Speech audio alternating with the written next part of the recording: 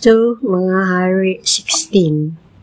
Sa ika-17 nga tuig sa paghari ni Pekah, nga anak ni Romelia si Ahaz, nga anak ni Jotam, nagsugod paghari sa Juda. Si Ahaz nagpanuigon og 20 sa pagsugod niyag hari, og naghari siya sa sulod sa 16 ka tuig didto sa Jerusalem. Kaliwat siya ni David, apan wala niya sunda ang maayong binuhatan ni David. Gibuhat hinuon niya ang dautan at tubangan sa Ginoo nga iyang Dios, sama sa kadaghanan sa mga hari sa Israel. Gisunog pagani niya ang iyang anak ingon nga halad agig pagsunod sa mangilad nga batasan sa ubang mga nasod nga giabog sa Ginoo gikan sa katawhan sa Israel. Naghalad og nagsunog siya insenso didto sa mga halaran sa mga Diyos o sa ilalom sa mga lunhang kahoy. Unya si Rasin nga hari sa Syria o si Pekah nga hari sa Israel misulong sa Jerusalem. Gilibutan nila si Ahaz apan wala gayud siya mabuntog. Niadtong higayuna nabawi sa hari sa Idumea ang Elat. Giabog niya ang mga taga-Juda gikan sa Elat ug ang taga-Idumea didto na magpuyo sa maong syudad hangtod karon. Busa si Ahaz nagsugog mga tawo ngadto kang Tiglat-Pileser nga hari sa Assyria aron sa pagpahibalo kaniya ni ining mosunod. Imo akong alagad, busa,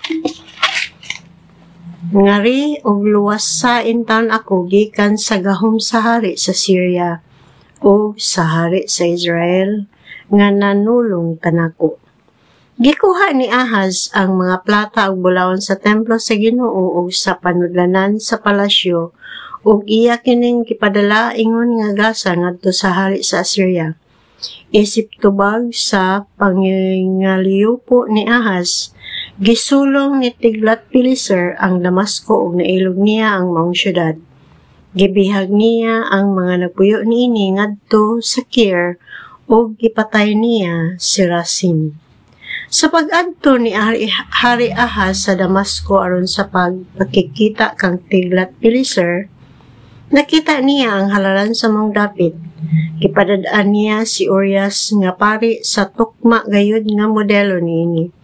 Busa, nagbuhat si Urias og halaran nga tukma sa maong modelo sa wala pa si Hari Ahaz mahiuli gikan sa Damasco. Sa paghiuli niya, gitan-aw sa hari ang halaran. Miduol og misakas siya sa halaran og naghalad siyag mga mananap nga iyang gisunog og naghalad usab siyag uhay og iya kining gibubuan og halad nga ilimnon. Iyang gisabligan ang halaran sa dugo sa iyang halad sa pakigdait.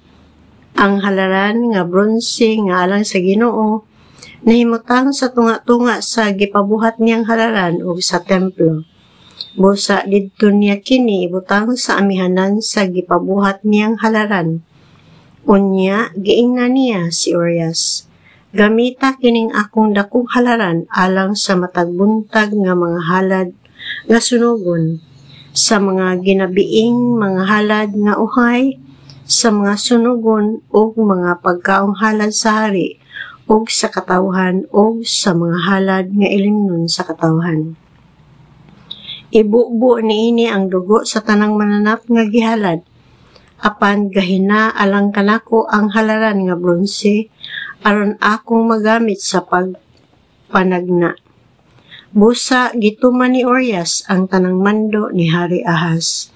Unya giguba sa hari ang mga bronseng tungtunganan nga gigamit diha sa templo o gikuha ang mga planggana o gitungtong niini. Gikuha usab niya ang bronseng tangke nga gisapwang sa 12 ka bronseng toro nga baka o gitungtong niya kinig mga bato. O ang binakbakan nga agianan sa hari panahon sa adlawng igpapahulay didto sa palasyo ug ang agianan sa hari ngadto sa templo sa Ginoo iyang gikuha aron pagpahimuot sa hari sa Syria. Ang ubang nabuhat ni Ahaz nahisulat sa kasaysayan sa mga hari sa Juda. Namatay siya o gilubong didto sa Jerusalem, o si Ezekias nga iyang anak mao'y mipuli kaniya sa paghari.